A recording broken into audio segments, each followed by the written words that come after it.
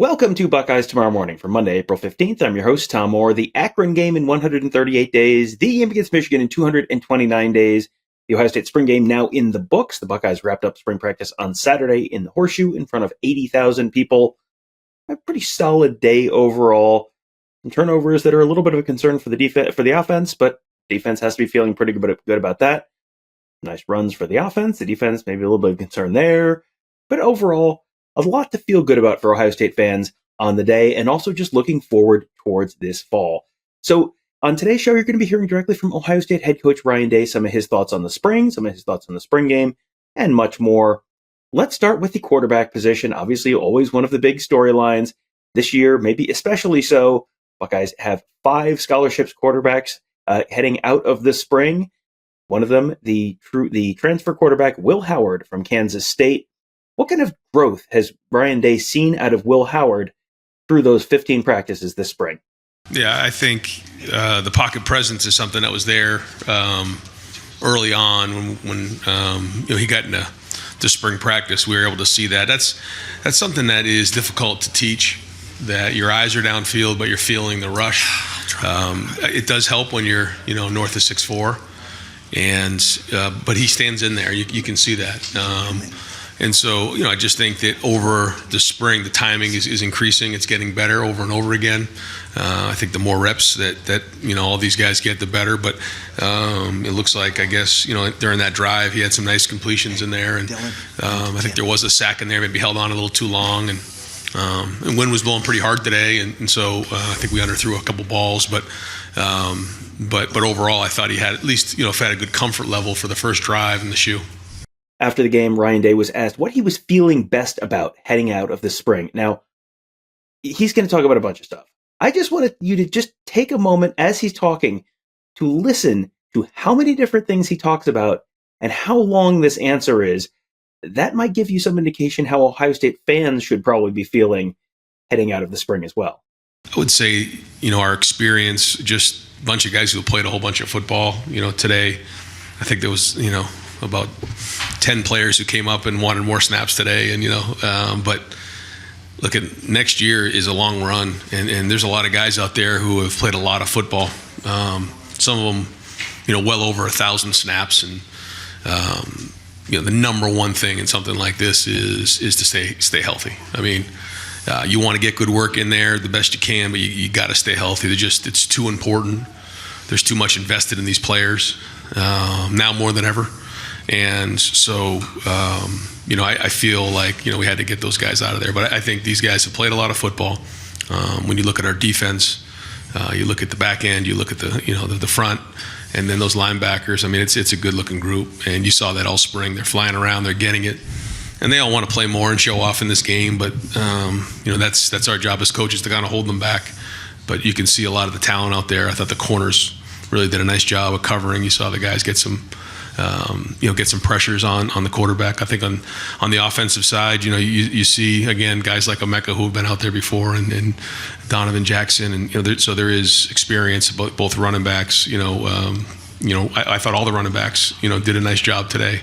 Certainly for James and Sam, getting the first opportunity to get tackled was good. We'll look at the film because that is different, but I think we have some real good playmakers on the perimeter. So I could kind of go on and on, but again, I guess if you said the number one thing, it would probably be our experience and game reps. Mentioned off the top of the show, the Buckeyes have 5 scholarship quarterbacks. They all played quite a bit during that spring game on Saturday. For some of the younger ones, Lincoln Keenholz, Aaron Nolan, Julian Sayin, it seemed at times like maybe the Buckeyes were trying to keep things a little more simple and maybe push the veterans a little bit more than they did with the younger guys. So was that the plan? Was that the idea to keep things maybe a little bit simpler for the younger guys to help them maybe build some confidence?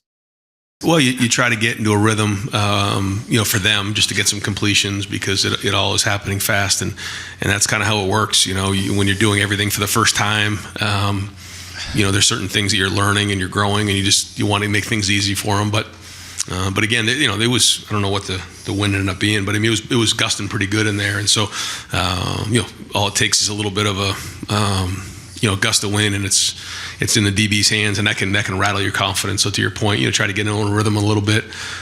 Did try to push the ball down a little bit down the field, but probably could have done it a little bit more. But wanted to get the ball out in space to our guys, and like you said. But I think overall, with all the guys, I guess we were 37 of 57, but we did have the 3 interceptions. So I think we at least got some good snaps on film. That was good, and I guess we ran it 49 times. So this will be a lot of film to watch and grow from, but. We want to be able to some of those passes. Those are like long handoffs for us. We want to stretch the field horizontally, and then we want to stretch the field vertically. And we didn't get as much of an opportunity to do that today, but there were a couple of play action passes where they kind of ran out of there. We checked it down and made good yardage on it. For most of the Urban Meyer era, the quarterback run was a staple of the Ohio State offense. Maybe sometimes to the point where Ohio State fans kind of went, all right, enough QB power. Well, for the last 3 years with C.J. Stroud and then Kyle McCord as the starters, that has kind of gone to the back burner a little bit. So this year now, the 5 scholarship guys they've got on the roster, all 5 of them can run, all fairly mobile to one degree or another. So how much more QB run are we going to see this season? And you can see, like Air, I think, had 3 carries for 25, Devin 3 for 24, and so, Lincoln, I think, had 16 yards rushing. So, when you have a quarterback who can run, it does change the numbers, as we all know. You guys have seen that over the years, and it's going to be a weapon for us this year because all of our quarterbacks are athletic enough to do that. The quarterbacks were obviously the single biggest story in terms of position battles on the offense this spring, but the right side of that offensive line, that was kind of a lingering story as well.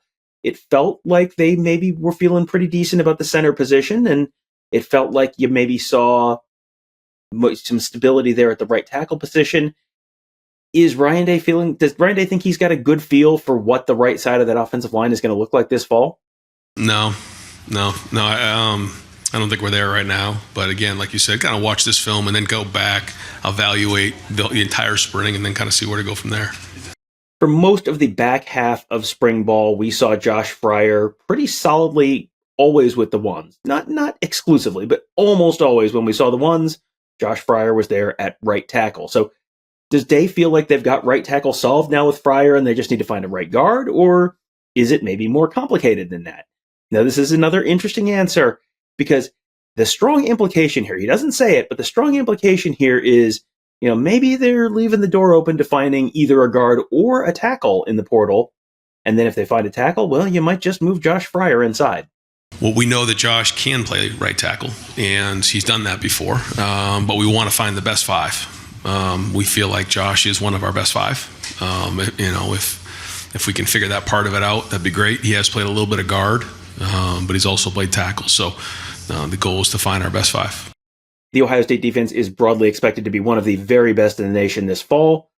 They felt like they lived up to that expectation for much of the spring. That put a real test out there for the Ohio State offense. So they were able to lean on the quarterback run at times during the spring to move the ball, and you saw that again during the spring game on Saturday. But when you're looking at the quarterback run, how do you make sure you can use that quarterback run without becoming overly reliant on it? Yeah, I think that's the thing here right now is, you feel like if you can stop the running game, you feel like you're doing a pretty good job. If you feel like, you can pass on our DBs, you're doing a pretty good job. If you feel like you can cover some of our receivers, you're doing a good job. So this is back and forth on a daily basis, and it's great competition, individually going against really good players, but also against a great unit on defense and a great unit on offense. But, there are ways, like in particular today, we were doing some open side reading of the defensive end, and if the defense decides they're going to crash it and make the quarterback run the ball, then that's their decision. Now, we also know that if that's going on too much, we know ways to handle that, whether it's bringing a tight end over to block them, to make sure the running backs are getting enough carries. So it just depends on the design of the play, and today that's what happened. But, we have ways to adjust that based on if we're going to a game plan. We've talked a whole bunch this spring about how good the secondary is, and Davis Nigbinosin and Denzel Burke and Lathan Ransom and Jordan Hancock and Caleb Downs, and oh boy, what an incredible group of starters they have. The depth there, it is pretty darn good as well. Jermaine Matthews, you saw him come on and be a strong player for the Buckeyes towards the end of last year. He's now taking on presumably even a bigger role in a backup role this year. And you also have seen some real growth out of Calvin Simpson Hunt. He was a pretty highly touted recruit, some very flashy track numbers. He enrolled last summer, and you saw him already starting to make a push for more playing time towards the end of last year. Seems like he had a pretty good spring as well. Good player, like you said, highly rated, but good player. He's growing every day. He came in the summer, so this is his first full spring. And for Lincoln and for Jason Moore and I think Cade McDonald, those guys all came in the summer. So this is their first full year. They still haven't been on campus for a year. You think that they've been around for a long time, but they haven't. So now you're starting to see him get comfortable with the calls. And we've said this before, we have got to play depth, and you good to see Jermaine good in there, a little bit of nickel. Obviously, Jordan's going to be the starting nickel in there, but he can jump out to corner, so that gives us some flexibility. And then seeing Calvin out there as well, and the other guy who really had a good spring until we had to have a little procedure done just out of caution was Lorenzo Styles. So to your point, I think that there is good depth there, but we're going to need them all. Throughout the Brian Hartline era, the list of problems for the Ohio State wide receiver unit has mostly been limited to, well, this one guy who's really good is hurt. That has basically been it. And the top line receivers this year expected to be outstanding as well. You got your Carnell Tates, you got your Emeka Ibukas, you got your Jeremiah Smiths and Brandon Innises and Jaden Ballard and all these guys, and they're feeling pretty good about all those guys. What about the depth behind them? Because Buckeyes are expecting to play 16, maybe 17 games this year. And we have heard over and over again at every position group that, boy, you got to have depth. You got to make sure you have plenty of depth. You got to be able to play your depth. You got to be able to lean on your depth. All spring, that's been a recurring storyline at all these different positions. With the transfers that they've seen, depth, is that actually a little bit of a concern right now for the Buckeyes at wide receiver? And do they have guys who maybe can step up to fill those holes? Yeah, I think it's a legitimate question. I think when you have Emeka and Carnell, and then Jaden Ballard, Jeremiah, and then you get into Bryson Rogers, who has done some really good things this spring. I know he had a couple tough plays today, but we think he can really help us next year. We're missing Brandon Innes. Same thing. He was having a lot of momentum, and then there was a procedure. We just felt like out of caution we had to get it done. We just didn't want it to linger, so we did that. So we'll need him to step up in a big way. And then, to your point, we're going to need a couple more guys to step up to build that depth there, because we do have some really good players, but we're going to need them all. So I think it's important that some of those younger guys do step up. We are going to get Milan this summer, and we're going to get Demarion Witten, who's going to play a little bit of receiver, a little bit of tight end. So we do have some young guys, and to your point, they're going to have to help us. Jaden Ballard came in the same recruiting class as Emeka Ibuka and Marvin Harrison Jr., so it feels like he's not, it feels like he's probably been around longer than you might think. Marvin Harrison obviously off to the NFL. Emeka Ibuka decided to come back for one last year, and there's Jaden Ballard, the third member of that recruiting class at the wide receiver position, kind of still waiting to make an impact. So you heard Day mention Ballard's name earlier there. Does he think that Ballard is finally ready to really be a contributor to the team this year? I think Jaden took a step here this last week. We've been challenging him. There's been a couple plays, one in particular, he needed to make some plays to say, okay, I'm here and you can count on me. There was a really contested play in the red zone that he made. He made a big play on a post out here the other day. So you're starting to see him make those plays. And if he can do that for us with his, deep speed down the field, he can really stretch the defense. And so we're going to need him to. And we did see things in the last couple of weeks that led us to believe that he can. And finally, during what was a rather busy and tumultuous January and February for the Buckeyes, there were one of the big changes that they made was hiring Bill O'Brien to be the new offensive coordinator and play caller.